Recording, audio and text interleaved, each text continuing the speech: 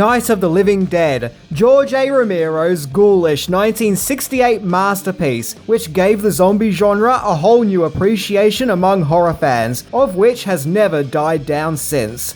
The story starts off with Barbara and her brother visiting their father's grave, when the dead rise from beneath and start attacking the living, as these undead ghouls have a taste for living flesh. Barbara and others seek refuge in a farmhouse, where they must try to survive the terrifying Night of the Living Dead, in this awe-inspiring and creepy classic, which went on to be regarded as one of the most influential horror movies of all time. So today we're looking into 10 things that you didn't know about Night of the Living Dead, a horror movie that you can really sink your teeth into. So let's stop talking and check it out.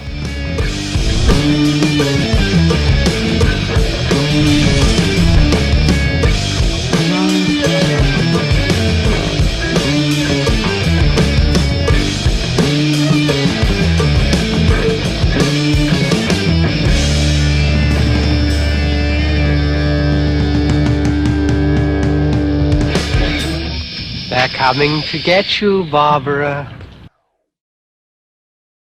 Number 10. Night of the Living Dead came to be because George A. Romero wanted a break from making commercials. Night of the Living Dead's co-creator and director George A. Romero got his start in filmmaking in the 60s, where after studying at the Carnegie Mellon University in Pittsburgh, he created a film company called The Latent Image, where he mainly directed TV commercials. The company was co-created with John Russo and Russell Strainer. The trio wanted to move away from commercials and make a movie, namely a horror movie, as they wanted to capitalize on the modern craze at the time of movies exploring bizarre subject matter. By the later part of the 60s, movies were becoming more and more experimental, dealing with alternative subject matter. The trio of aspiring filmmakers needed investors to help get their movie off the ground, to which they were able to do with a Pittsburgh movie company called Handmade Associates, and Romero created a production company called Image 10, and thanks to investments from outside parties, the budget for the movie was raised to $114,000. So, with investors on board, Romero and his associates were able to get their movie off the ground with their new exciting horror movie script. Wait, there was a script, right? Right? Number 9. Night of the Living Dead was originally a comedy with aliens. So yeah, it goes without saying that in order to make a movie, you need, a movie script. In the psychedelic days of 1967, what would eventually become Night of the Living Dead was simply called Monster Flick. So clearly there were ambitions to make a horror monster movie, but an idea was needed.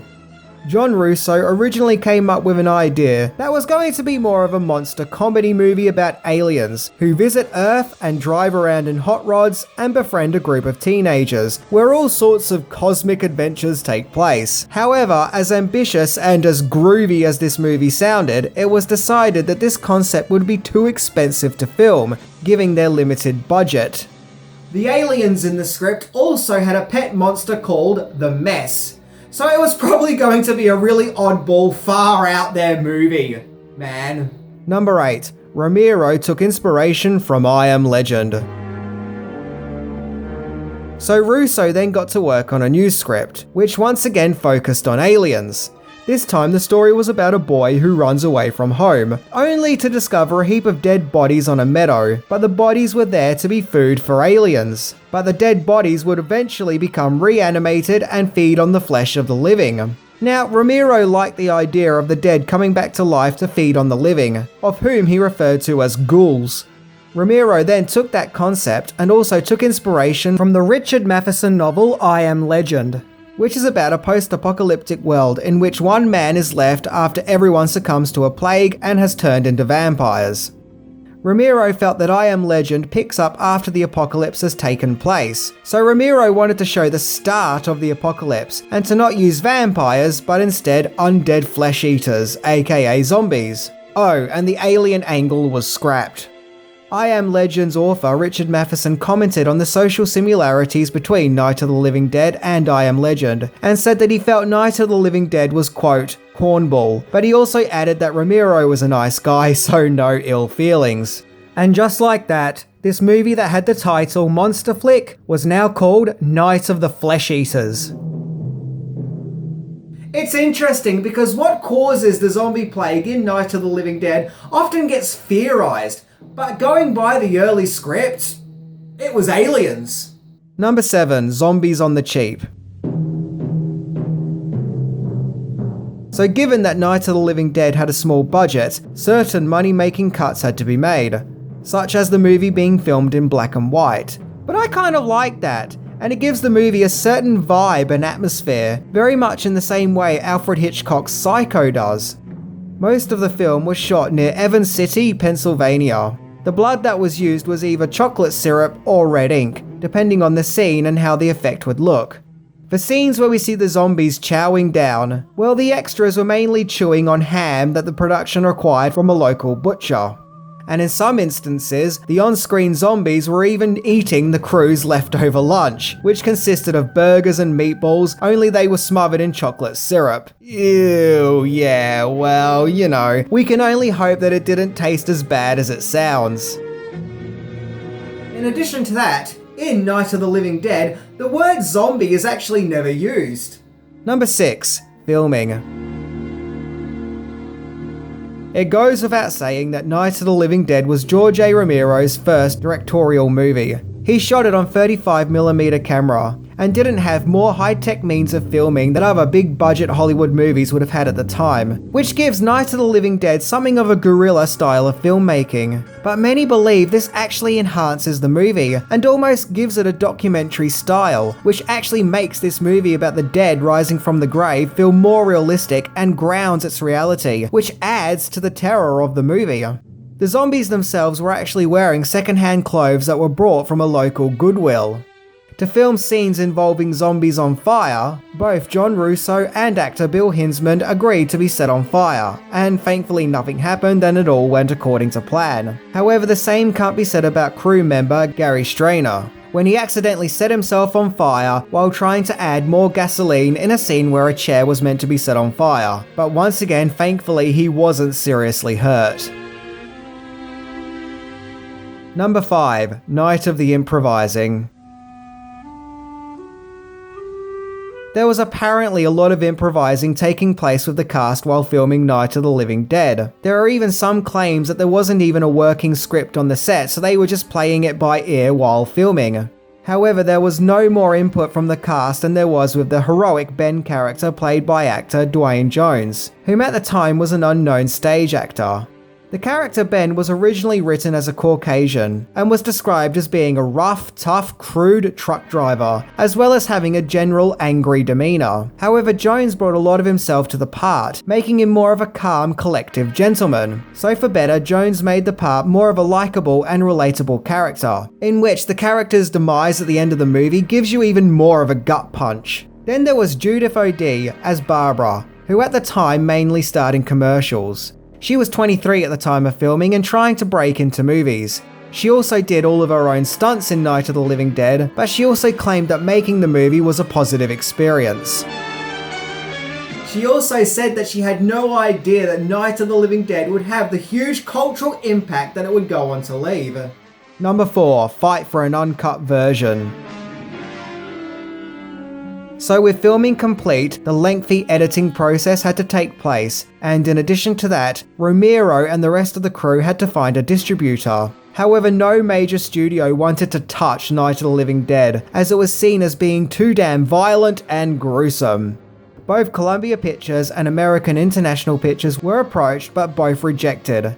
Every studio that was approached also wanted edits to be made, to remove all the nasty bits, as well as changing the ending where the Ben character survives, to give it more of that happy Hollywood ending. Something the production was really against, none more so than Ben actor Dwayne Jones himself. Thankfully, Walter Reed, whom owned a chain of theatres, agreed to screen the movie uncut as it was meant to be seen. However, there was one more request to change something, that being the title, which was originally Night of the Flesh Eaters. There was fears that a copyright infringement may ensue, as in 1964, a horror science fiction movie came out that was called The Flesh Eaters. So Night of the Flesh Eaters became the more iconic and grounded Night of the Living Dead. Which is without a doubt a better title for the movie, as Night of the Flesh Eaters sounds too much like a 1950s B monster movie, which would have clashed with the movie's more serious documentary style. Number 3. The music was taken from several sources. Probably down to its cheap budget, a composer wasn't brought on board to compose a score for Night of the Living Dead. Instead, the music was taken from other TV shows and movies, including music taken from a 1961 TV show called Ben Casey, which was the piece of music played at the start of the movie, as well as other music from the late 50s and early 60s Western TV series Wanted Dead or Alive. Night of the Living Dead also features music from the 1959 movie Teenagers from Outer Space, as well as the 1961 movie The Devil's Messenger, and the 1959 movie Hideous Sun Demon. So the score was really a cut and paste from other musical scores, with George A. Romero himself choosing the selections. And to be fair, the music used in Night of the Living Dead does sound like one flowing, eerie musical score. So it's amazing that bits and pieces were taken from other scores and created into one masterful musical suite in its own right. Number 2. Remake. So in 1990 there was a remake of Night of the Living Dead, now in colour with a higher budget. The movie was directed by horror makeup legend Tom Savini, as well as a script revamp by George A. Romero, as well as being co-produced by John Russo. The film was actually made due to Romero and other crew members unable to make profits from the original 1968 movie due to copyright issues. Yeah, more on that shortly, as well as an increasing fear that someone else would make an unofficial remake. So it was a case of let's get in there and do it ourselves first. The remake was now made in a new era of horror, and could utilise more violence and gore, but it still had to have certain scenes cut to avoid an NC-17 rating. The remake only made $5.8 million on its budget of $4.2 million, and the critics weren't too kind to this modern fine dining retelling, finding it to be pointless and unnecessary, and failing in comparison to its original. However, some did note that it is a perfectly enjoyable movie, just a retelling of a now well-known tale. But that said, the remake has been embraced by horror movie fans, some of whom actually prefer it to the original, and see it as a worthy entry in Romero's Dead franchise. I can remember watching the remake for the first time and finding it to be just like the original, only more brutal. And, well, it had the Candyman in it, aka Tony Todd, so that was a plus for me. Number 1. Night of the Public Domain. When released into the public, Night of the Living Dead started off as a Saturday afternoon matinee, which was the case with horror movies back then. And as fate would have it, Night of the Living Dead was released just 1 month before the MPAA was invented, so it wasn't rated, and it was very popular among teens and pre-adolescents. However, the film was somewhat controversial for its time, as critics complained that the movie was too gruesome and horrific for public consumption, with it being labelled as, quote, an orgy of sadism. However, the movie became very profitable, earning $30 million in the box office, which only added to more issues for its creator George A. Romero, as Night of the Living Dead became a public domain movie. In fact, it's probably the most famous public domain movie ever, hence many companies releasing VHS and DVD home releases over the years, some of whom even colorized the movie, a practice that I myself am not a fan of. The fact that Night of the Living Dead was a public domain movie was tragically a sheer accident. It goes back to the movie having its title changed from Night of the Flesh Eaters to Night of the Living Dead, as when a new title card was put in the movie there was no copyright notices put on the screen, which was common back then, nor were there any copyright notices put in at the end credits, which was a mishap by distributing company the Walter Reed organisation. And so because of this, Night of the Living Dead became a public domain picture, which prompted the 1990 remake to be made. But despite all of its controversies and copyright issues, Night of the Living Dead has gone on to become one of the greatest horror movies of all time, and a movie that upped the ante and paved the way for darker, more intense and shocking new direction of horror. A journey of which horror has been on ever since. Thanks to Night of the Living Dead's documentary style, the horror genre could now be seen in a serious light, and a serious art form, and not as a gimmick to get some cheap thrills.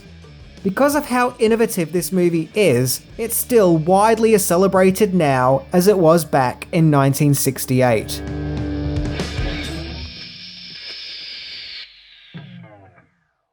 The movie may have been Night of the Living Dead, but it was also the night of a new era of horror, and it's a film that should be observed by all lovers of cinema and the horror genre in general. Anyway, I'm Minty, and they're coming to get you. Unless you leave a thumbs up. See ya!